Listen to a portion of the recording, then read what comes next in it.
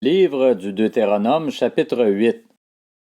Vous respecterez et mettrez en pratique tous les commandements que je vous prescris aujourd'hui afin de vivre, de devenir nombreux et d'entrer en possession du pays que l'Éternel a juré de donner à vos ancêtres.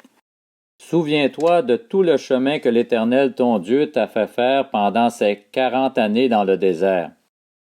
Il voulait t'humilier et te mettre à l'épreuve pour connaître les dispositions de ton cœur et savoir si tu respecteras ou non ses commandements.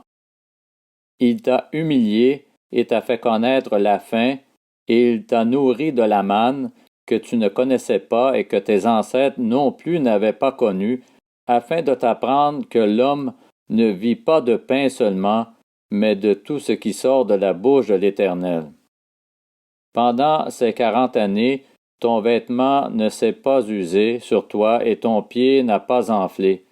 Reconnais dans ton cœur que l'Éternel ton Dieu t'éduque comme un homme éduque son enfant. Tu respecteras les commandements de l'Éternel ton Dieu pour marcher dans ses voies et pour le craindre. En effet, l'Éternel ton Dieu va te faire entrer dans un bon pays.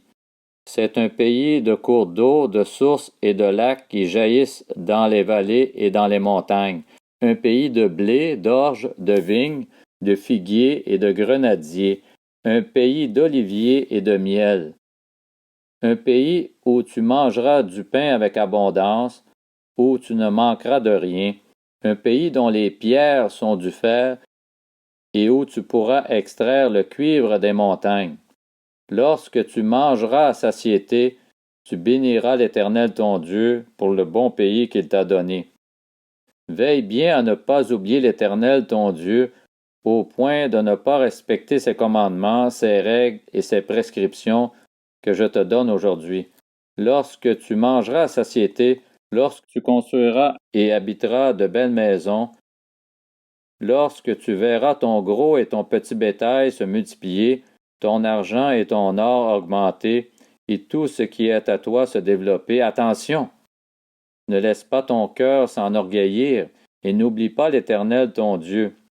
C'est lui qui t'a fait sortir d'Égypte de la maison d'esclavage, qui t'a fait marcher dans ce grand et affreux désert, où il y a des serpents brûlants et des scorpions, dans des endroits arides et sans eau, et qui a fait jaillir pour toi de l'eau du rocher le plus dur, qui t'a fait manger dans le désert la manne, inconnue de tes ancêtres, afin de t'humilier et de te mettre à l'épreuve pour te faire ensuite du bien.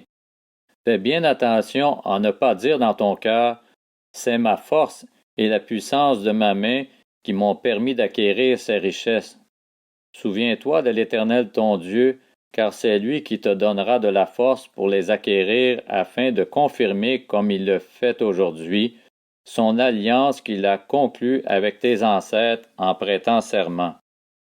Si tu oublies l'Éternel ton Dieu et suis d'autres dieux, si tu les sers et te prosternes devant eux, je vous avertis expressément aujourd'hui que vous périrez.